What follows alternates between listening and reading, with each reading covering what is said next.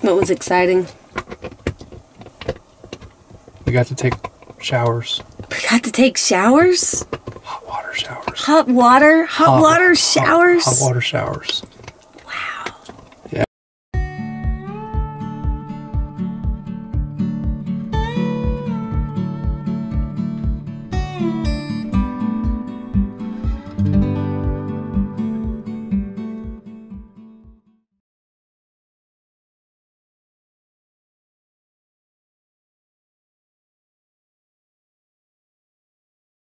We are boondocking.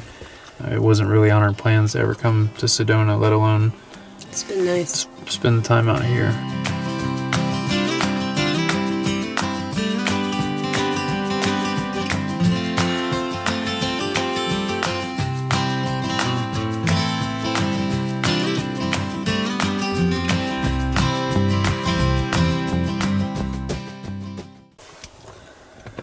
So today was exciting. What was exciting? We got to take showers. We got to take showers? Hot water showers. Hot water? Hot water showers? Hot water showers. Wow. Yeah. It was cool. No, it was hot. It was hot. Or at least it was warm.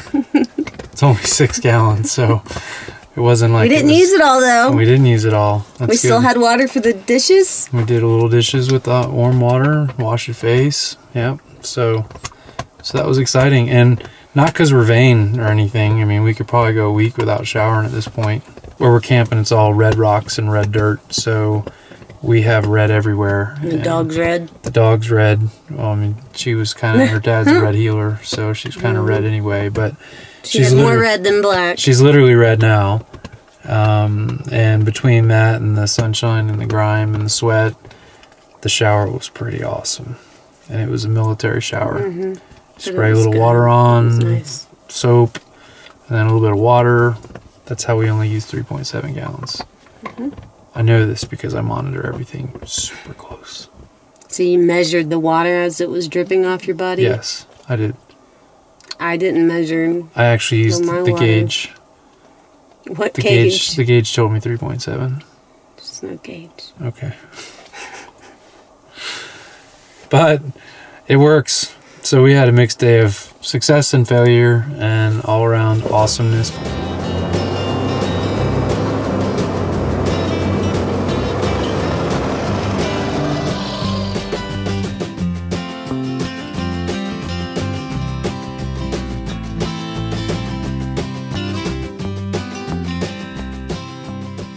We are 17 miles away from the Grand Canyon. Did you know that? Yeah, I just saw the sun. You just saw. Okay. Well, I've never been to the Grand Canyon before. I haven't either. And it brings up a really cool concept about expectations, because I honestly don't really know what to expect. Do you? No, I don't either. We thought about waking up really early. We camped about an hour outside of the Grand Canyon. And sunrise in Arizona is at like 5:15, 5:30 in the morning. Early. So we thought about getting up at 4 this morning and driving out and catching a sunrise over the Grand Canyon, but then we realized we don't really know where to go. Yeah, we don't know where to go. We don't know where anything is. We don't know anything about the Grand Canyon except that like more people in the world go to the Grand Canyon than anywhere else every year. So we're now 2 of those people and a dog headed to the Grand Canyon, and while this trip is about connecting with people, we felt like we just couldn't pass up the opportunity to see what is so grand about this Grand Canyon. So, are you excited? We're excited. So. I'm a little excited. I'm more excited about getting a campsite than I am. Yeah, we need to find a place to stay the night. So. But we got our home we can find it. back there, so as homeless as we are, we can always find some Pull over place. anywhere, honestly. Yeah, we'll be all right. So, see you on the other side of the canyon. Yep. See ya.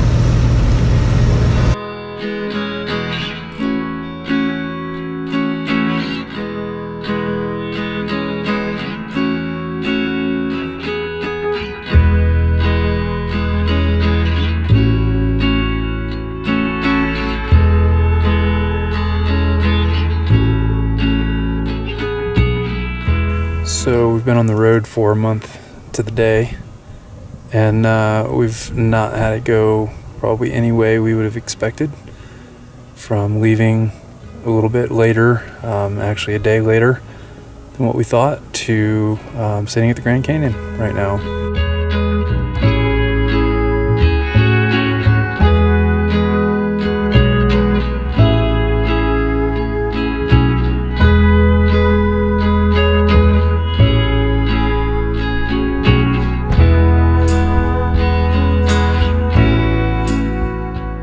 The itinerary changed so much. It's just been a crazy month, but we've had an awesome time.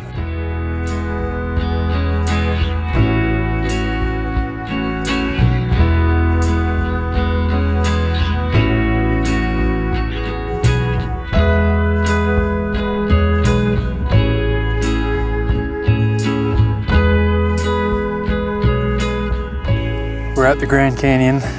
Right now, I'm just looking out over the Colorado River, the south rim. It is absolutely beautiful.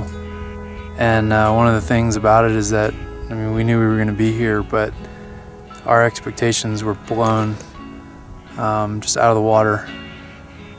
And everybody talks about going to the Grand Canyon, and I think everybody should at some point in their life, just for that overwhelming experience.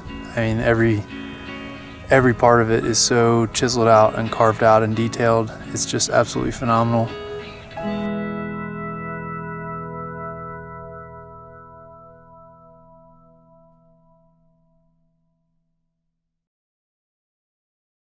As I reflect on this first month on the road, there are three things that are really nagging at me pretty much every minute that I'm driving or thinking, hiking.